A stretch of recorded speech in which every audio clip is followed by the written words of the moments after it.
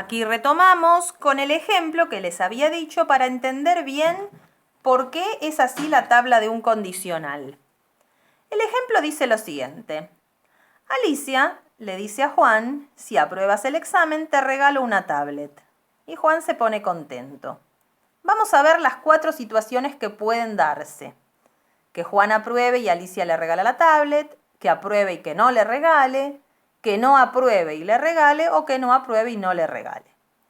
Por eso, llamando P a la proposición que Juan apruebe el examen y Q a Alicia le regala la tablet, vamos a escribir la tabla de verdad de estas 4 situaciones o casos.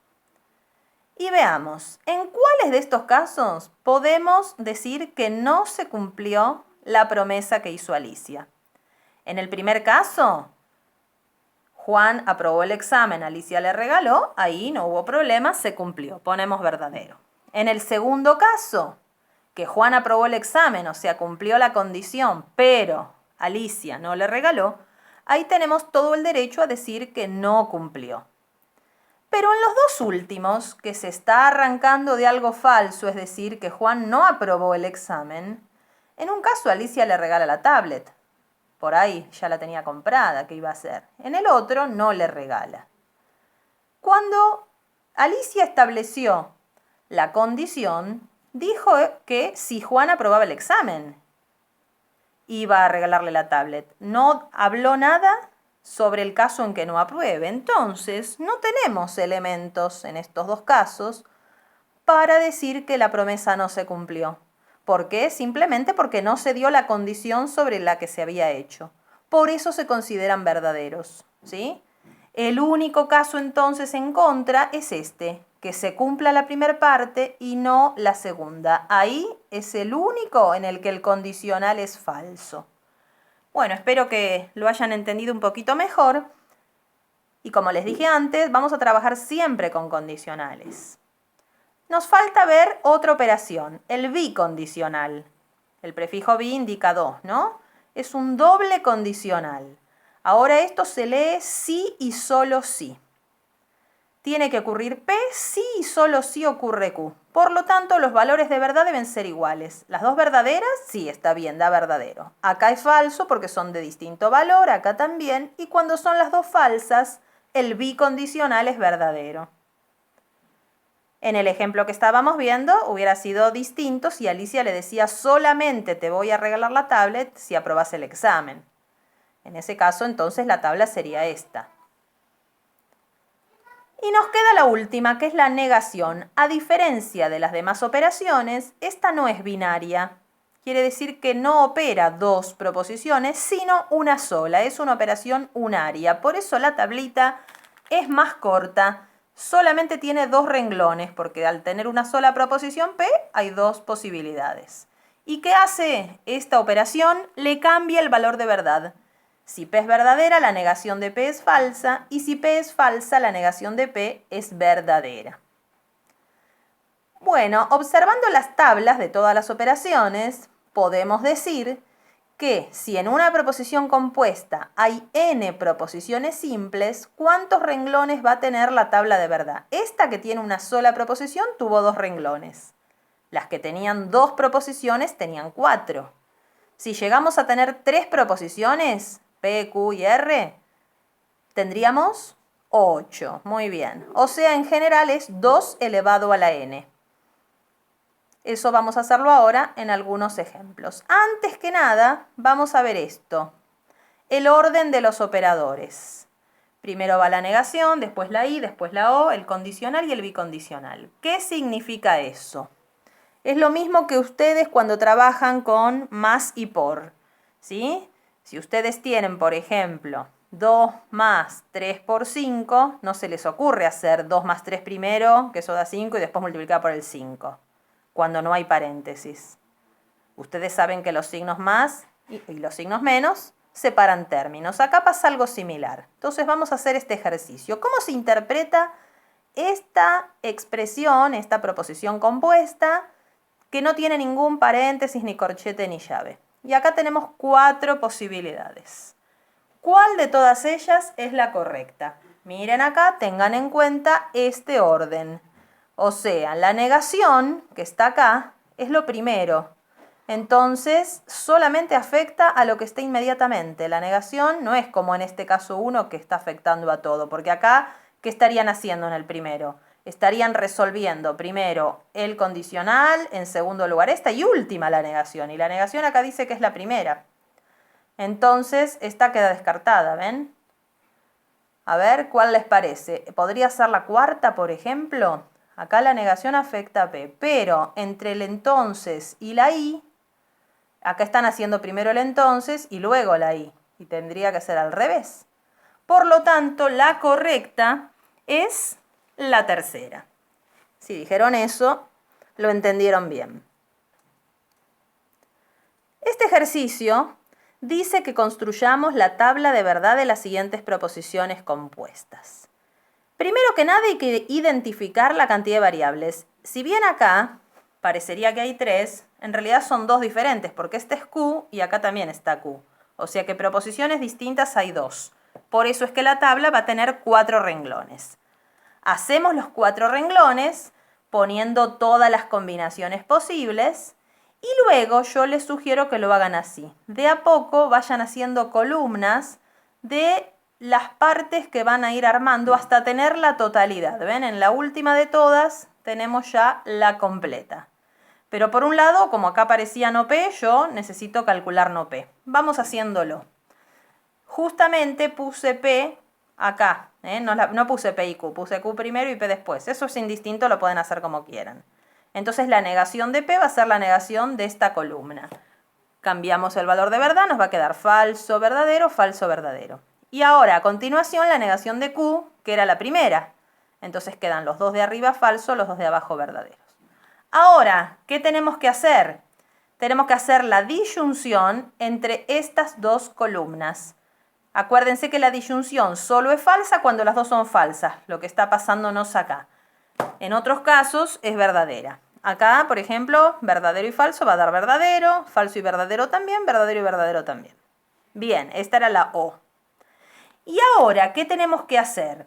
Que ya va a ser la proposición completa que nos dieron. Q, que es la primera columna, sí, solo sí con esta que acabamos de hacer, ¿no? Entonces ahora tenemos que concentrarnos en la primera que tenemos y en la última que teníamos hasta el momento. ¿Y qué operación? Un sí, solo sí. El sí, solo sí me pide que tengan iguales valores de verdad. ¿Ven? Acá ya verdadero y falso da distinto. Acá sí, en este van a coincidir. En el tercero no coinciden y en el cuarto tampoco. Por lo tanto, nos va a quedar de esta manera la tabla. Quiere decir que esta proposición compuesta, si no sabemos los valores que tienen P y Q, no podemos asegurar qué valor va a tener esta completa.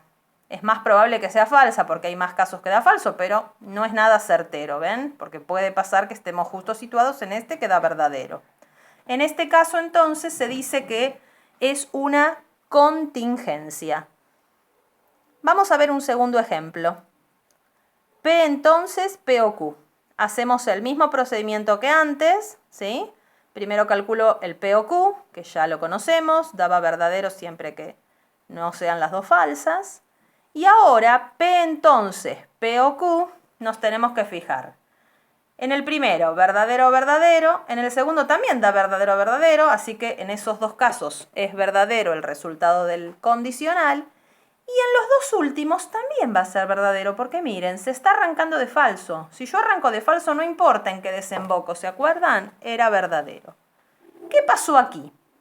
Aquí, P entonces P o Q, vemos que siempre es verdadera, independientemente de cómo sean las proposiciones. Por eso esta se llama tautología. Y la última, que es una tabla más chiquita porque hay una sola proposición simple, P y no P. Vamos a hacer la tablita, la negación de P va a dar falso arriba, verdadero abajo, y ahora si hacemos la conjunción, en los 2 casos nos da falso. Que era algo que si lo pensábamos con sentido común, ¿puede ocurrir P y al mismo tiempo lo contrario, no P? Es algo imposible, ¿ven? Esto se llama contradicción. Y es la contradicción básica esta, ¿sí? P y no P. Entonces, con lo visto en este ejercicio, podemos definir bien ¿qué eran las tautologías, contradicciones y contingencias? A ver, esta primera definición, ¿a cuál corresponde? Una proposición compuesta que es siempre verdadera, independientemente de los valores de verdad de las proposiciones simples que la forman, se llama tautología. Una proposición compuesta que es siempre falsa, independientemente de los valores de verdad de las proposiciones simples que la forman, se llama contradicción. Y una proposición compuesta que en algunos casos es verdadera y en otros falsa, dependiendo, aquí sí, de los valores de verdad de las proposiciones simples que la forman, se llama contingencia. Algo más sobre los condicionales. La primera parte se llama antecedente y la segunda consecuente.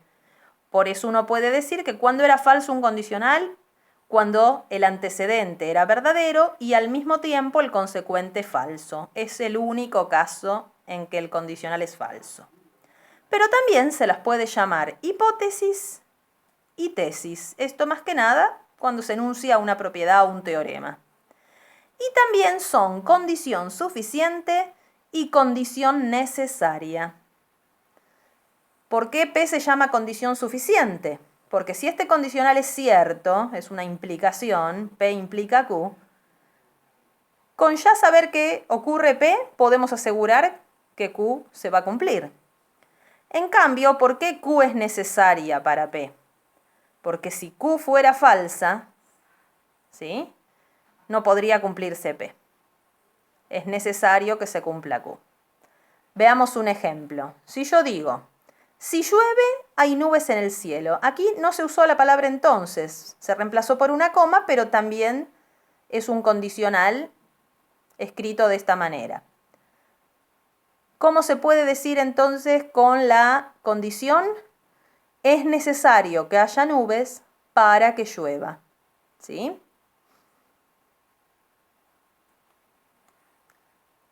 A partir de un condicional, cualquiera, P entonces Q, se pueden armar otros que están relacionados con este. Hay uno que se puede armar cambiando de lugar las dos partes. Este se llama recíproco.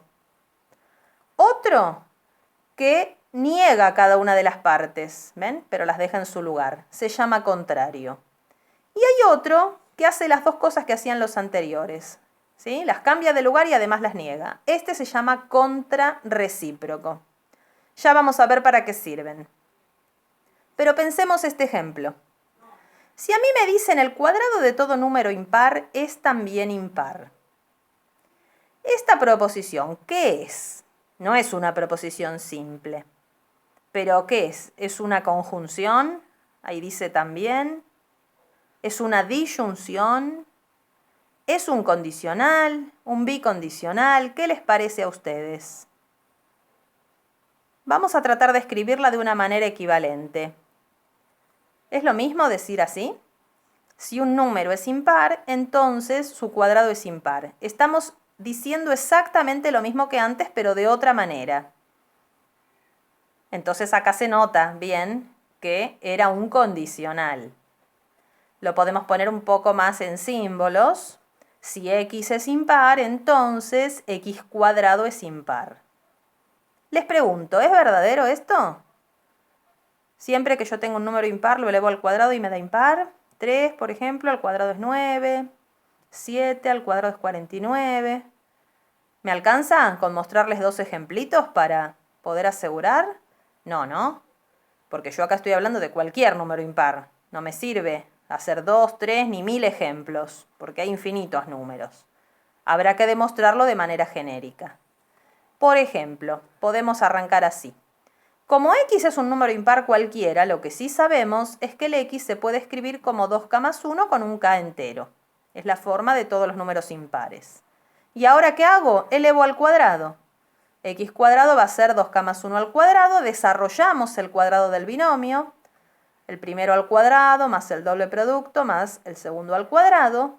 Y como lo que a nosotros nos interesa ver para terminar esta demostración es que x cuadrado sigue siendo un número impar, vamos a sacar factor común 2 en los dos primeros términos. Y nos queda así, ¿ven? 2 por 2k cuadrado más 2k. Esto que está entre paréntesis podemos asegurar que sigue siendo entero. ¿Por qué? porque solamente hemos multiplicado y sumado números enteros y ambas operaciones son cerradas, nos siguen dando enteros. Por lo tanto, ya queda demostrado que x cuadrado es impar. Así que tengan cuidado que a veces los condicionales no vienen si tal cosa, entonces tal otra. Pueden venir de esta manera como estaba este, que decía el cuadrado de todo número impar es también impar. Hay que prestar mucha atención.